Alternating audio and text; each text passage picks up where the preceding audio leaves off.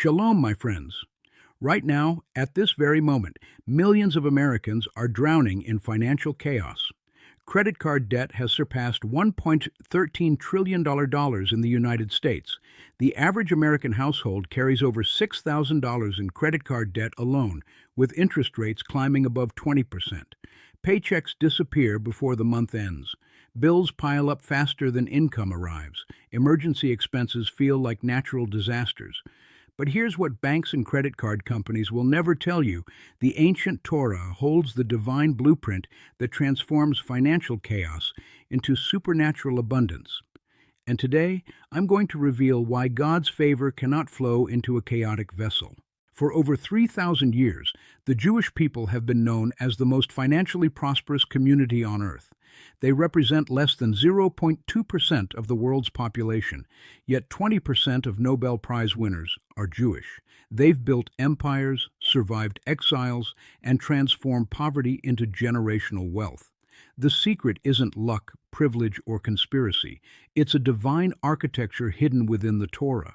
This ancient wisdom reveals that God designed a specific structure for prosperity, and that structure demands one fundamental thing: order.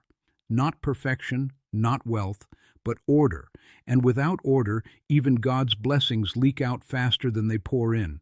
The Hebrew word for blessing is bracha, which shares the same root as barakah, a pool or reservoir. Think about that. A blessing isn't just favor falling from heaven. It's a reservoir, a container designed to hold what God pours out. And here's the shocking truth that will change everything you think you know about money. God doesn't withhold blessings because He's angry or punishing you. He holds back because your financial life is like a broken bucket. The holes aren't moral failures, they're structural chaos. And today I'm going to show you the 6 Torah principles that will seal those holes and transform you into a vessel that contains and multiplies divine favor. Most Americans don't realize they're paying what I call the chaos tax, a hidden penalty that drains thousands of dollars every year simply because their finances lack order. Late payment fees, overdraft charges, interest on revolving credit card balances, duplicate subscriptions they forgot to cancel, unopened bills that become collection notices. These aren't isolated mistakes. They're symptoms of financial chaos. According to a 2023 study, the average American pays $576 per year in bank fees alone. Add credit card interest, late fees, and penalties, and you're looking at over $2,000 annually. That's not spending. That's bleeding. And the Torah identifies this bleeding 3,000 years before Dave Ramsey or Suze Orman. In Deuteronomy 28, the Torah presents 2 paths, blessing and curse. But read carefully. The curses aren't divine punishments for sin. They're natural consequences of disorder. You will plant vineyards and cultivate them, but you will not drink the wine or gather the grapes because worms will eat them. Notice the pattern? Effort without harvest. Work without results. The problem isn't the planting. It's the structure that allows destruction before collection. In modern America, this looks like working overtime, but never getting ahead because chaos creates holes in your financial container. You earn $5,000, but between disorganization, impulse purchases, forgotten subscriptions, and penalty fees, only $3,200 makes it to your actual financial goals. The Torah reveals that chaos doesn't just cost money, it costs favor. Proverbs 21:5 says, "The plans of the diligent lead surely to abundance, but everyone who is hasty comes only to poverty." The Hebrew word for hasty is atz, which literally means pressed, narrow, chaotic. It's not about speed, it's about disorder. When your finances are chaotic, you make decisions from a place of pressure rather than principle. You pay the wrong bill first. You miss the important payment deadline. You can't track where money went, so you can't steward what God sends. And here's the devastating truth. God will not pour favor into a vessel that cannot contain it. Not because He doesn't love you, but because His favor would be wasted. The first step toward biblical prosperity isn't earning more. It's creating order that can hold what's coming. The Hebrew word seder means order, arrangement, sequence. You might recognize it from Passover Seder, a highly structured, sequenced meal that commemorates liberation from slavery. But here's what most people miss. The Seder isn't just a ritual, it's a revelation. The Torah teaches that liberation from financial slavery begins with order. Every element of the Passover Seder happens in precise sequence. Kiddush, Urchatz, Karpas, Yachatz. 15 steps, exact order, nothing skipped. Why? Because God is demonstrating that freedom, financial, spiritual, emotional, requires structure, not chaos. Look at Genesis 1, the creation account. God doesn't create randomly. Day 1, light. Day 2, waters separated. Day 3, land and vegetation. Day 4, sun, moon, stars. Day 5, sea creatures and birds. Day 6, land animals and humans. Day 7, rest. Everything in perfect order, perfect sequence. And at the end, God doesn't just say, "It is good." He says, "It is very good." The Hebrew word for very is miyod, which also means exceedingly, abundantly, overflowingly. God's assessment of creation isn't about beauty alone, it's about the abundance that flows from divine order. This is the blueprint for your finances. When you establish divine order in your money, God's evaluation shifts from chaos to very good, and that's when overflow begins. In practical American terms, this means establishing what I call financial Seder, a systematic, sequenced approach to every dollar. First comes giving, tithe, and offerings. Second comes fixed obligations, housing, insurance, utilities. Third comes variable necessities, food, transportation, healthcare. Fourth comes debt elimination. Fifth comes savings and investment. Sixth comes discretionary spending. Notice the sequence? Most Americans do this backwards. They spend first, pay bills second, save if there's anything left, and give only when it's convenient. This isn't just bad budgeting, it's anti-Torah. It's chaos, and chaos repels divine favor the same way a broken pipe repels water pressure. The water's there, but the container can't hold it. Establish Seder in your finances and watch God shift his evaluation of your financial life from void and formless to very good. When God commanded Moses to build the tabernacle in Exodus 25:40, he gave the most detailed construction instructions in the entire Bible. Measurements down to the inch, materials specified by weight, colors, textures, placement, everything precise. Why would an infinite God care about interior design? Because the tabernacle wasn't just a building, it was a revelation of how God's presence flows into structured space. The tabernacle had clear boundaries, specific purposes for each area, designated times for each ritual, and exact roles for each person. Nothing was random, nothing was chaotic, and because of this order, God's glory didn't just visit, it dwelled. The Hebrew word shaken means to dwell, to settle, to abide permanently. God doesn't just pass through ordered spaces, he moves in. Now apply this to your finances. Your bank account, budget, financial systems, these aren't just practical tools. They're sacred spaces where divine favor seeks to dwell. The question is your financial life structured to contain God's presence, or is it so chaotic that even when blessing arrives, it can't stay? Think about Americans who win the lottery. Studies show that 70% of lottery winners go bankrupt within 3-5 years. They received the blessing, millions of dollars, but they had no structure to contain it. Their financial tabernacle was chaos, and the glory leaked out faster than it poured in. This is why Proverbs 13:22 says, "A good man leaves an inheritance to his children's children, but the wealth of the sinner is stored up for the righteous." It's not about moral superiority, it's about structure. The righteous build financial tabernacles that hold wealth across generations. The unstructured lose it within one. The tabernacle had 3 sections: the outer court, accessible to all; the holy place, accessible to priests; and the Holy of Holies, accessible only to the high priest once a year. This reveals a Torah principle for finances: categorization. Your money needs clear boundaries and designated purposes. The outer court is your operating expenses, everyday spending, bills, necessities. The holy place is your emergency fund and investments, sacred, protected, accessible only with intention. The Holy of Holies is your generational wealth, untouchable except in the most sacred circumstances, designed to bless children and grandchildren. Most Americans throw all their money into one chaotic pile. They blur boundaries between spending, saving, and investing. They raid retirement accounts for vacations. They use emergency funds for impulse purchases. This isn't financial planning, it's tabernacle desecration. And when you desecrate the structure, the glory departs. Build your financial tabernacle with Torah order, and God's favor won't just visit your bank account, it will dwell there. Joseph's story in Genesis 37:50 isn't just ancient history, it's a financial masterclass that saved an entire civilization from collapse. When Pharaoh had dreams of 7 fat cows and 7 skinny cows, 7 healthy grain stalks and 7 withered ones, every wise man in Egypt was confused. But Joseph understood something they didn't.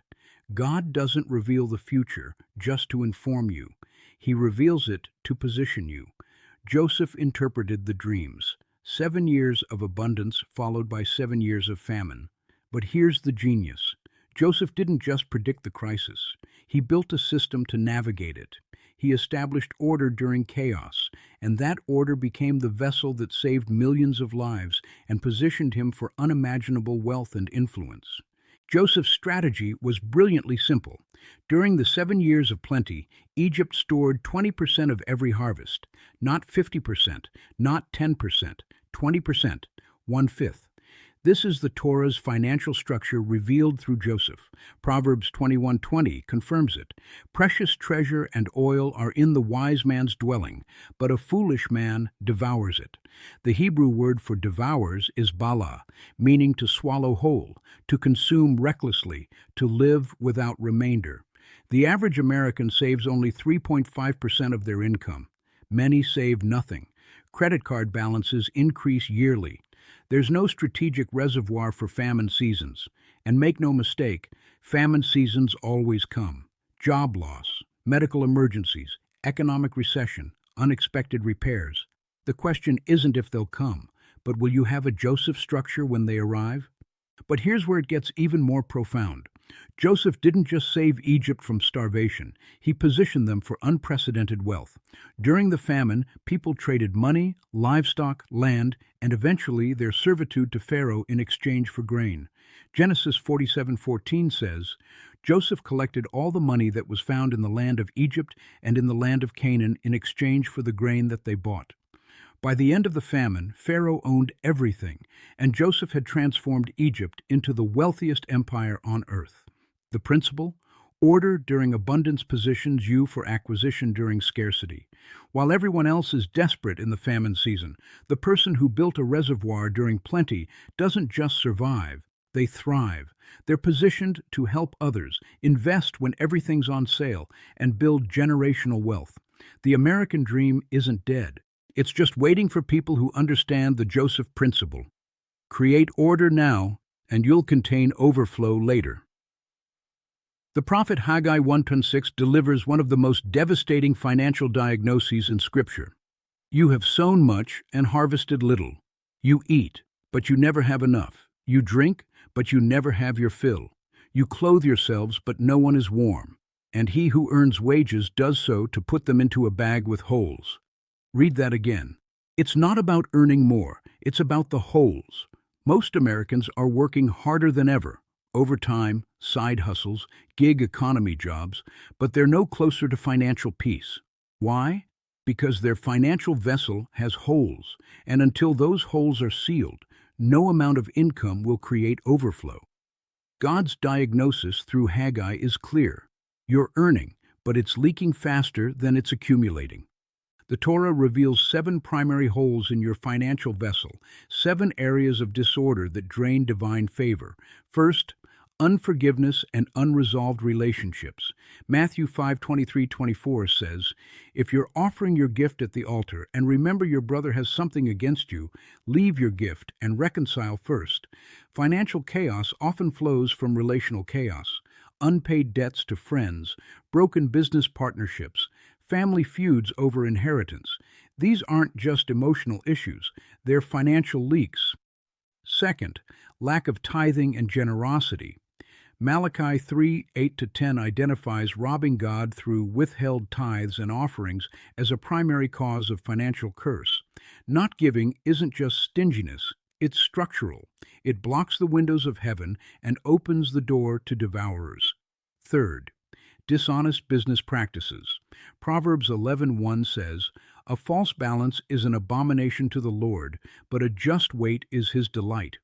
Cutting corners, manipulating customers, dishonest tax practices, these create holes in your favor container. Fourth, lack of financial boundaries. Proverbs 22:7 warns, "The rich rules over the poor, and the borrower is the slave of the lender." Americans carry an average of $90,000 in total debt per household. Mortgages, car loans, student loans, credit cards. Debt isn't just a financial tool, it's bondage that drains your container monthly through interest payments. Fifth, impulsive, emotion-driven spending. Proverbs 21:5 contrasts the diligent planner with the hasty spender. The chaos of impulse purchases, retail therapy, and undisciplined spending creates constant leakage. Sixth, no written financial plan. Proverbs 21:5 again. The plans of the diligent lead to profit. The Hebrew word for plans is machashavat, meaning intentional designs, written blueprints. If your budget exists only in your head, it's not a plan, it's a wish, and wishes don't seal holes. Seventh, neglect of rest and Sabbath. The Torah commands Sabbath rest, not as legalism, but as divine order. When you violate rest, you operate from depletion, making poor decisions that create financial chaos. Identify your holes, seal them with Torah order, and watch your vessel transform from leaking bucket to overflowing reservoir. Once you've established order in your financial vessel, something supernatural happens. The Torah promises in Deuteronomy 28:8, "The Lord will command the blessing on you in your barns and in all that you undertake." Notice the word command. This isn't hoping for blessing. It's activating a divine command that releases favor into ordered space. The Hebrew word sava means to commission, to charge with authority, to decree. When you create divine order in your finances, God doesn't just allow blessing, He commands it. He decrees it. He authorizes overflow to flood into your structured vessel. This is why some people seem to have supernatural financial increase while others, working just as hard, never get ahead. It's not luck. It's structure-activating divine command. Luke 6:38 reveals the mechanics. Give, and it will be given to you. Good measure, pressed down, shaken together, running over, will be put into your lap. Notice the progression. Good measure, then pressed down, then shaken together, then running over. This isn't random. It's sequential. First, God gives you good measure, exactly what you need, but if your vessel has order, He can press it down, fitting more into the same space. Then He shakes it together, eliminating empty pockets and wasted space, maximizing capacity. And finally, only after measure, pressing, and shaking comes the overflow, running over, more than you can contain. But here's the key. Overflow only comes to vessels that can handle the previous stages. If your finances are chaotic, God can't even give you good measure because you can't steward it. Order unlocks the pressing. Pressing unlocks the shaking. Shaking unlocks the overflow. In practical terms, overflow happens when your financial structure becomes so solid that God can trust you with multiplication. You've sealed the holes. You've established the cedar. You've built your financial tabernacle. You've implemented the Joseph principle. You've eliminated the leaks. And now, God shifts from preservation to multiplication. Proverbs 13:11 says, "Wealth gained hastily will dwindle, but whoever gathers little by little will increase it." The Hebrew word for increase is rabbah, meaning to multiply exponentially, to cause abundance to grow beyond natural limits. This is supernatural increase, the place where your income exceeds your expenses, not because you're working harder, but because divine favor is flowing into an ordered vessel. Your investments return above market average. Unexpected checks arrive in the mail. Debts are forgiven. Opportunities appear that you didn't pursue. This isn't luck or coincidence. This is God commanding blessing into a vessel prepared to contain it. The question isn't whether God wants to overflow your finances. He does. The question is, have you built a vessel capable of containing what He wants to pour out? Shalom, my friends. If you've made it this far in this video, you're not here by accident. God is positioning you for a financial transformation that begins not with more money, but with divine order. You've learned that the American financial system trains you for chaos, impulse spending, credit card bondage, paycheck-to-paycheck survival. But the Torah reveals a different path, an ancient blueprint where order attracts overflow and structure activates divine command. You've discovered that God isn't withholding favor because you don't deserve it. He's holding back because your financial vessel has holes, and until those holes are sealed with Torah principles, even His blessings will leak out faster than they pour in. The pathway forward is clear. First, conduct a financial audit using the 7 holes diagnostic. Identify where chaos is draining your container: unforgiveness, lack of tithing, dishonest practices, debt bondage, impulsive spending, no written plan, violation of rest. Second, establish financial cedar, systematic, sequenced handling of every dollar based on biblical priorities. Third, build your financial tabernacle with clear boundaries between operating expenses, sacred savings, and generational wealth.